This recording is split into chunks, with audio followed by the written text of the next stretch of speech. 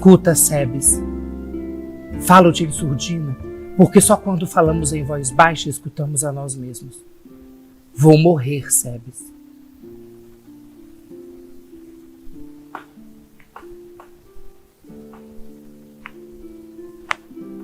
Não balance a cabeça. Não me digas que tu sabes e que nós morremos todos. O tempo não vos custa nada, a vós, os filósofos.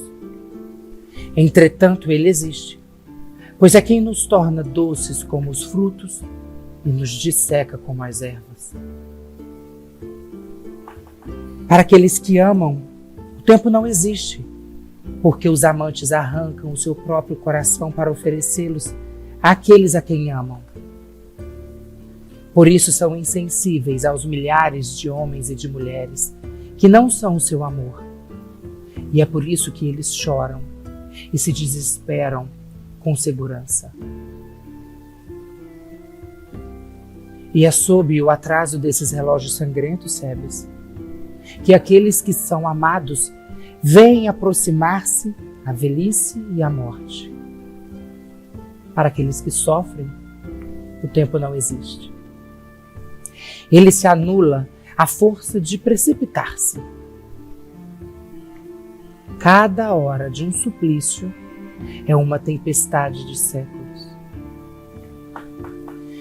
Toda vez que uma dor vinha até mim, eu me apressava em sorrir-lhe para que ela me sorrisse em retribuição. Então, todas as dores assumiam a face radiosa de uma mulher, tanto mais bela quanto até aquele momento não nos havíamos apercebido de sua beleza, Sebes. Conheço da dor aquilo que o seu oponente nos ensina, tal como tenho da vida o mínimo de clareza que se possa ter sobre a morte.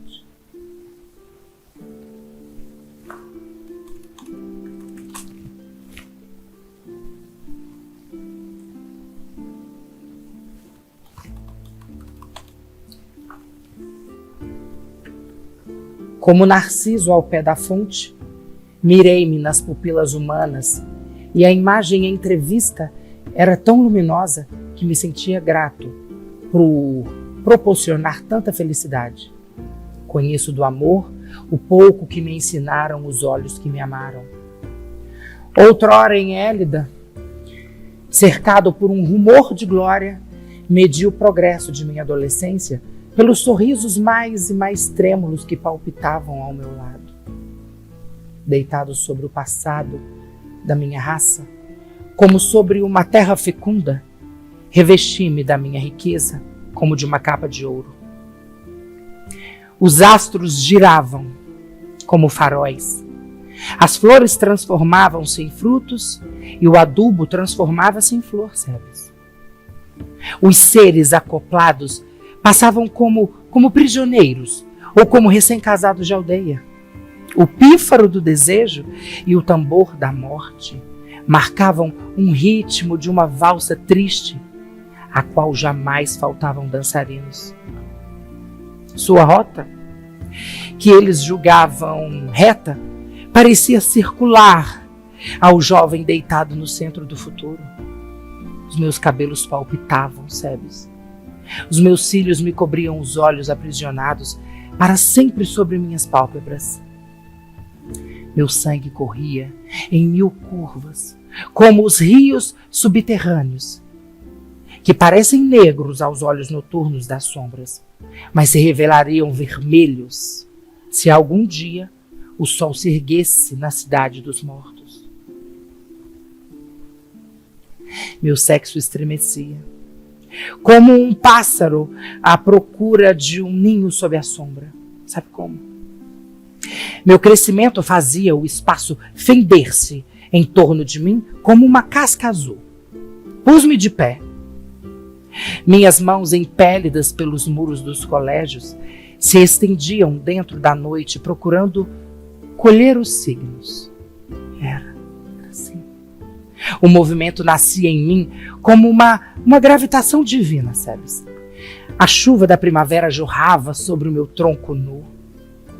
As plantas dos meus pés eram o meu único ponto de contato com a terra fatal. que me retomaria um dia. Ébrio de vida, cambaleante de esperança, agarrava-me para não cair aos torsos lisos e macios dos companheiros de jogos que passavam por acaso. Caíamos juntos. E a esse embate dávamos o nome de amor.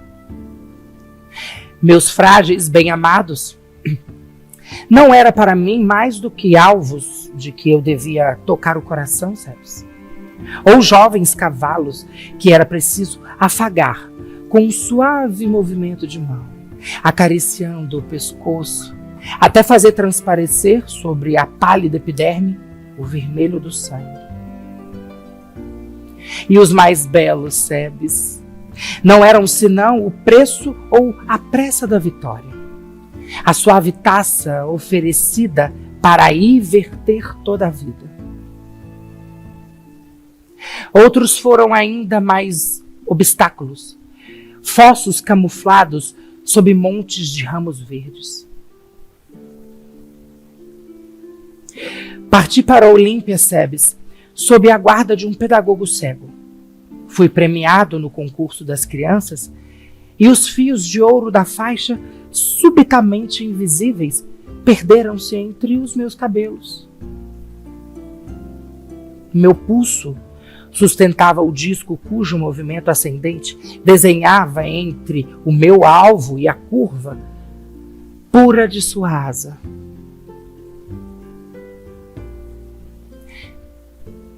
10.000 peitos humanos ofegavam ante o gesto do meu braço nu, sabes? Durante a noite, deitado sob o teto da casa paterna, eu contemplava o giro dos astros sobre o estádio olímpico coberto de areia escura, mas não procurava imaginar o meu futuro. Os meus dias futuros pareciam transbordar da carícia de lutadores, de murros amistosos, de cavalos galopando em direção a uma felicidade desconhecida. De repente, sabes, clamores irromperam sobre os muros de minha cidade natal. Um véu de fumaça cobriu a face do céu. Colunas de fogo substituíram as colunas de pedra. O som da louça caindo fragorosamente abafou os gritos das empregadas violentas na cozinha. Uma lira quebrada gemeu como uma virgem nos braços de um homem embriagado. Os meus pais desapareceram nas ruínas embebidas de sangue. Tudo vacilou, tudo ruiu. Tudo foi aniquilado sem que eu soubesse que se tratava de um verdadeiro sítio, de um incêndio real, de um massacre autêntico. Ou se aqueles inimigos não eram senão amantes, e se aquilo que eu tomava por fogo não era nada mais que o meu coração. Pálido, nu, mirando minha vergonha nos escudos de ouro, estava agradecido àqueles belos adversários por tripudiarem sobre o meu passado. Tudo terminou através de vergastadas e cenas de escravatura. E ainda, Sebes, uma das consequências do amor. A esperança dos lucros havia atraído os mercadores para as cidades tomadas de assalto. Encontrava-me de pé na praça pública, o mundo com suas planícies e suas colinas, onde os meus cães já não perseguiriam os cervos com os seus pomares cheios de frutos, de que eu não disporia mais, com suas ondas nas quais o meu descanso já não flutuaria suavemente sobre a seda violeta. O mundo girava ao meu redor como uma roda gigantesca, na qual era eu o supliciado. O ar poeirento, Sebes, do mercado era apenas um único agrupamento de braços e pernas, de seios fustigados pelos ferros das lanças. O suor e o sangue corriam sobre o meu rosto, que parecia sorrir porque o sol me obrigava a fazer caretas, sabe?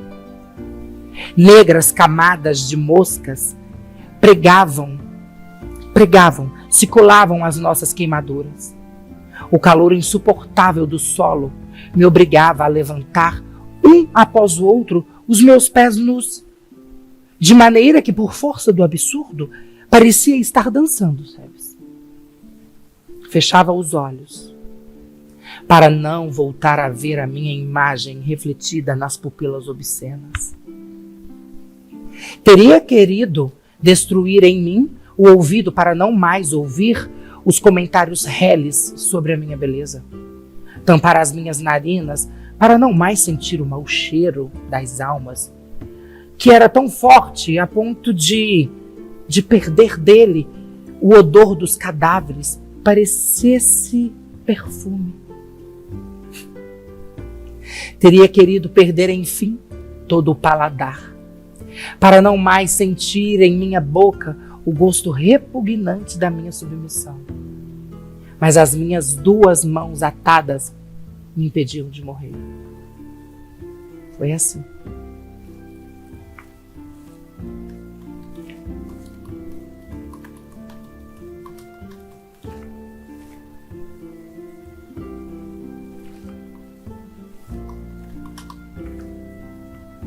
Um braço passou em redor dos meus ombros.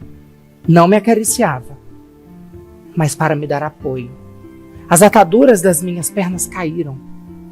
Bêbado de sede e de sol, segui o desconhecido para fora do depósito de ossos, onde pereceriam aqueles que nem mesmo a vergonha havia aceitado. Entrei numa casa suja, cujas paredes de terra batida retinham um pouco do frescor da lama, sabes? Um monte de palha foi-me oferecido por leito. O homem que havia me comprado ergueu minha cabeça para me dar de beber um único e último gole de água que o odre ainda continha, sabes? Acreditei a princípio num gesto de amor, mas suas mãos só detiveram sobre o meu corpo para curar as minhas feridas. Depois, como ele chorava ao me esfregar com um bálsamo, acreditei na bondade.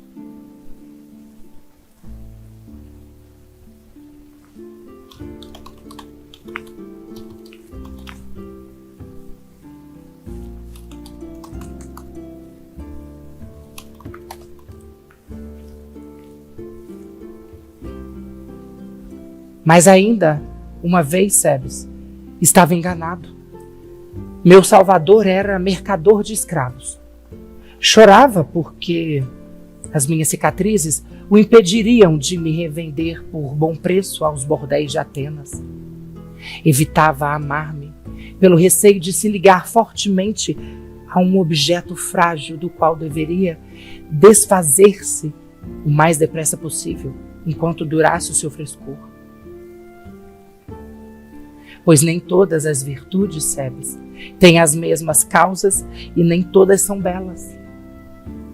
Esse homem levou-me para Corinto, a fim de reunir-me a seu carregamento de escravos.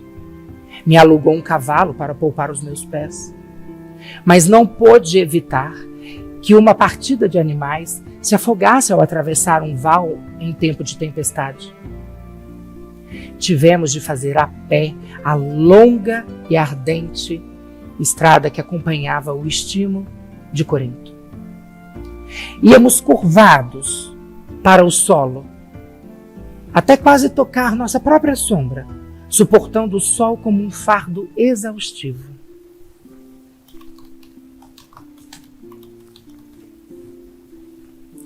Na curva de um bosque de pinheiros, o horizonte se abriu para nos mostrar Atenas.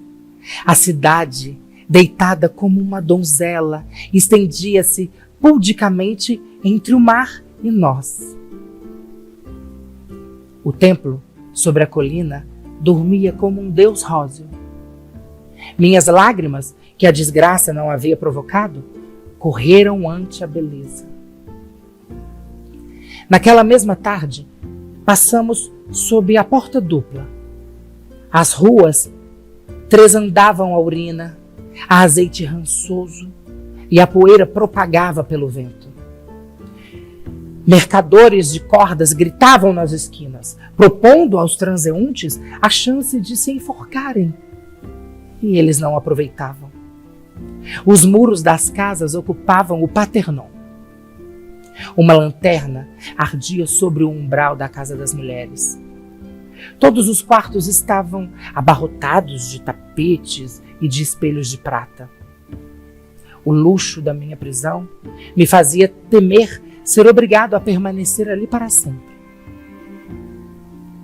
Esgueire-me para dançar na pequena sala redonda, mobiliada com mesas baixas, mais emocionado que na manhã do concurso na lista de Olímpia.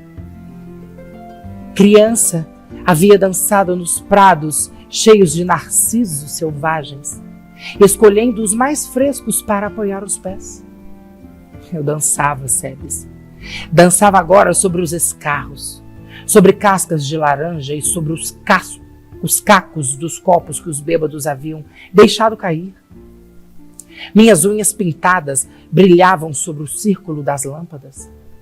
O vapor dos lábios e das carnes quentes me impediam de ver o rosto dos clientes bastante distintamente para odiá-los. Era um espectro nu, dançando para fantasmas. A cada batida do salto sobre o assoalho sujo, enterrava mais longe o meu passado e o meu futuro de jovem príncipe. Foi assim. Minha dança desesperada calcava Fédon sobre os meus pés.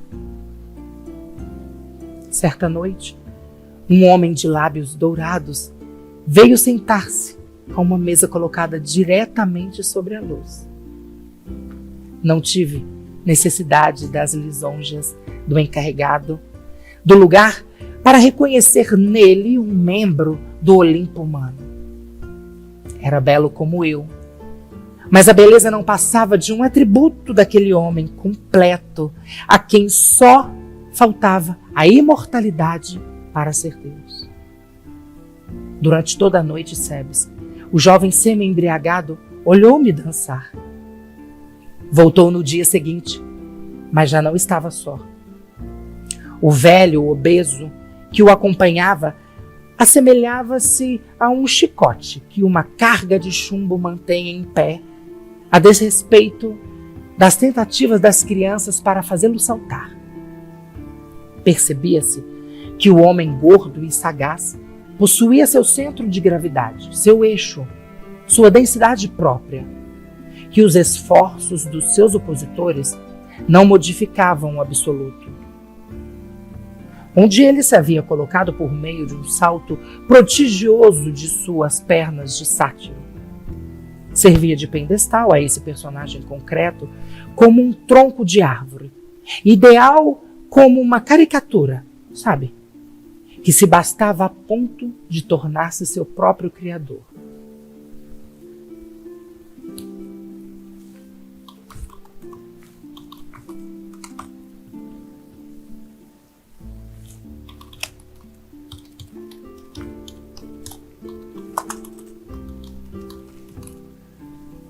A razão não era, para esse sofista, senão uma sorte de espaço puro no qual ele não se cansava de fazer girar as formas.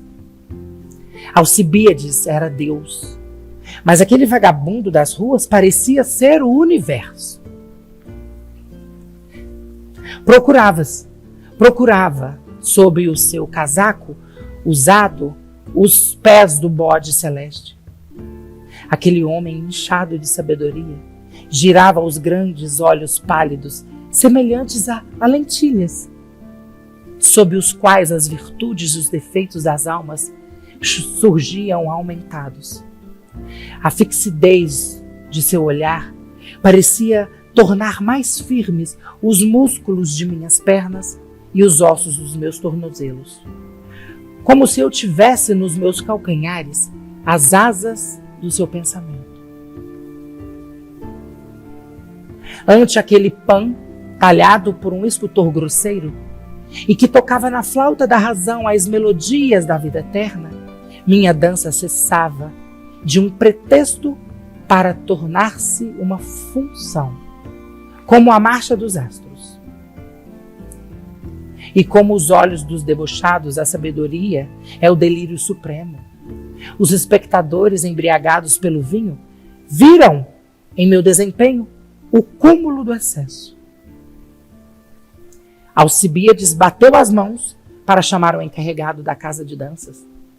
Meu patrão avançou, arredondando a palma da mão para receber algumas moedas de ouro. Esse homem, à vontade, na imundície, se contentava somente com o lucro de algumas dracmas. Cada vício farejado por ele no fundo da argila humana lhe proporcionava, ao mesmo tempo, Sebes, um bom negócio e o sentimento reconfortante de uma sórdida fraternidade. Meu amo chamou-me para permitir aos clientes que apreciassem a mercadoria viva. Sentei-me à sua mesa, encontrando instintivamente os meus gestos de menino livre, daquele jovem que me lembrava do meu orgulho perdido.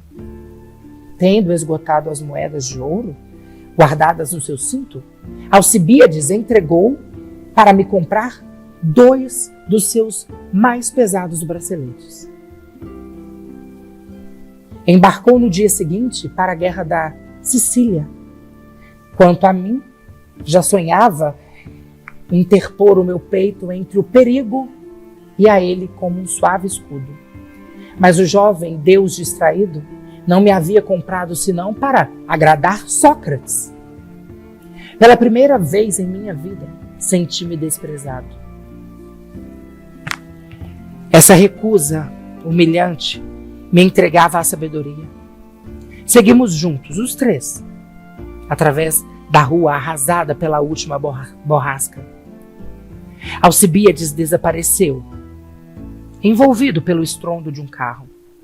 Sócrates tomou sua lanterna e aquela magra estrela mostrou-se mais segura que os olhos frios do céu.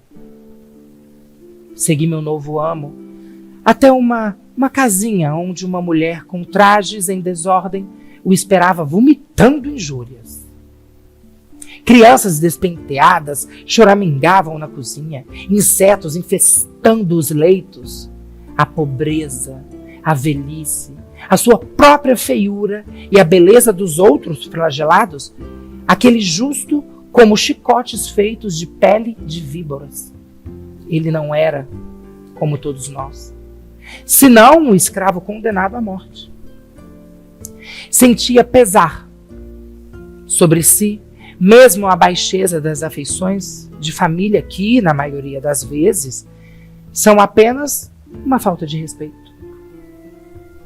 Mas em lugar de libertar-se através de renúncias, imóvel como um cadáver que receia bater com a cabeça no teto de seu túmulo, aquele homem havia compreendido que o destino não é mais que uma forma côncava na qual depositamos nossa alma e que a vida e a morte nos aceitam como escultores.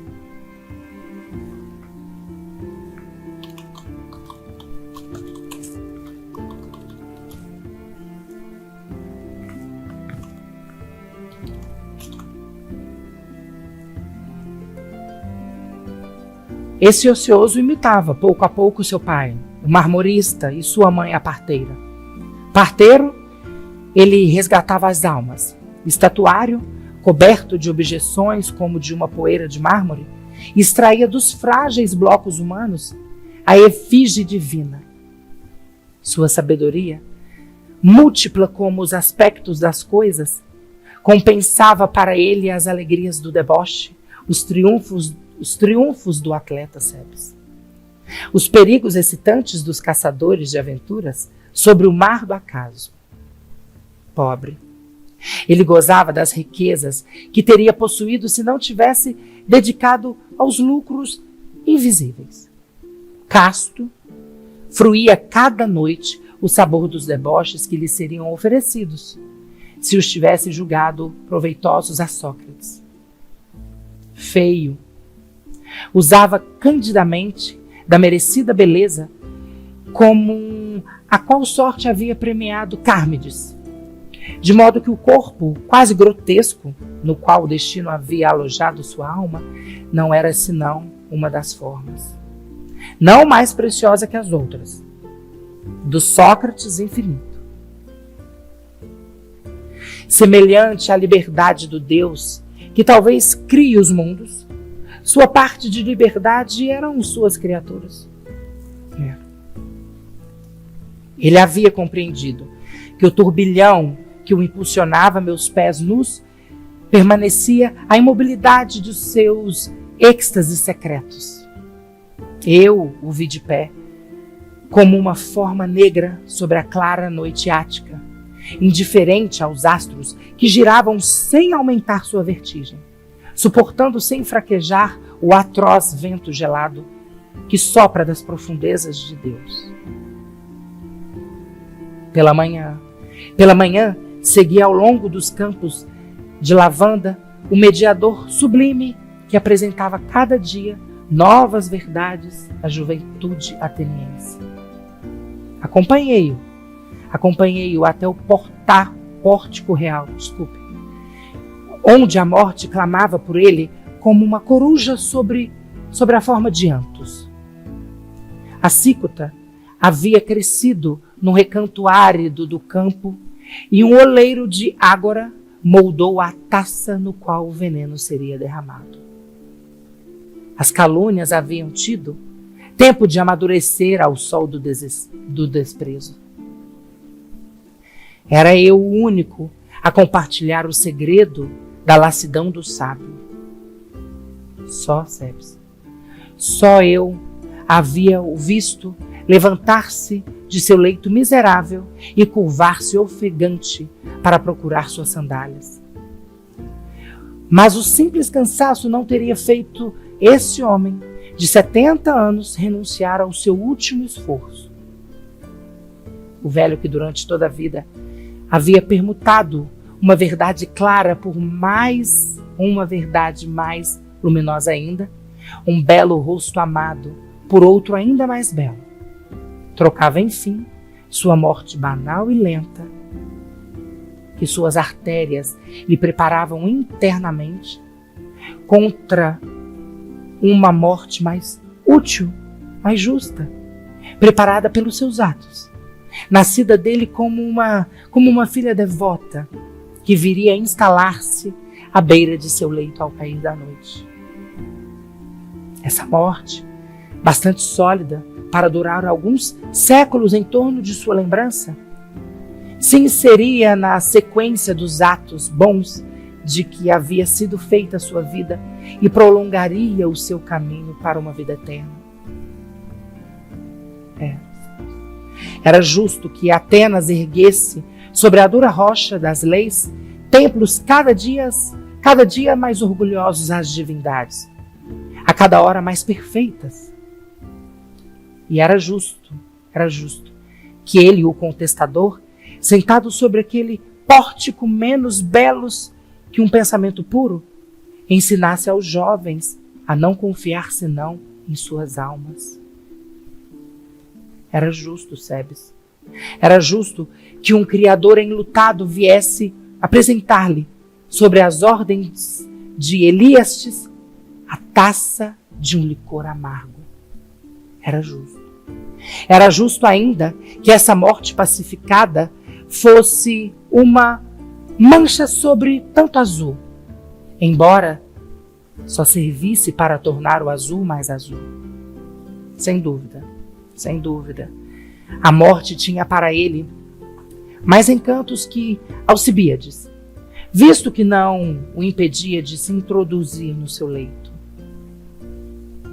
Era um entardecer daquela estação do ano em que os jovens mendigos trazem as mãos cheias de rosa. Era a hora em que o sol cobre Atenas de beijos antes de lhe dizer adeus. Um barco entrava no porto, recolhendo suas asas, branco como um cisne de Deus, ante o qual peregrinos tinham ido a orar. O cárcere estava cravado no flanco de um rochedo. A porta aberta deixava entrar o ar e o grito dos carregadores de água. Do fundo da prisão, semelhante a uma caverna, Sebes, o templo, cor de malva, muito clara, parecia-nos como uma ideia divina. O rico Criton lamentava-se indignado para o mestre. Não lhe havia permitido traçar um caminho pavimentado de ouro para a sua fuga. Apolodoro chorava como as crianças, fungando suas lágrimas. O peito opresso retinha os seus suspiros. Platão estava ausente. Símias, com um estilete à mão, anotava apressadamente as últimas palavras desse homem insubstituível. Mas as palavras já não eram compreendidas. Sem dúvida, senão com um grande esforço de sua boca aberta, o sábio teria compreendido, sem dúvida, Sebes, que a única razão de ser dos caminhos do discurso que ele havia percorrido incansavelmente durante toda a sua vida era levá-lo até o silêncio onde bate o coração dos deuses. Sobrevém sempre um momento em que aprendemos a nos calar. Talvez porque, afinal, nos tornamos dignos de escutar. É quando deixamos de agir porque aprendemos a olhar fixamente algo imóvel, sabe? E essa sabedoria deve ser sabedoria dos mortos. Estava de joelhos junto ao leito. Meu mestre pousou as mãos sobre os meus cabelos revoltos. Eu sabia que a sua existência devotada e uma derrota sublime retirava suas virtudes principais do prestígio amoroso que ele pretendia atingir apenas para subjugá-los. Pois é carne, é afinal a mais bela roupagem que se pode revestir a alma. Que seria de Sócrates sem o sorriso de Alcibíades e seus cabelos de Fédon? Aquele velho que não conhecia o mundo, senão os subúrbios de Atenas, alguns macios corpos amados não haviam ensinado somente o absoluto, mas também o universo.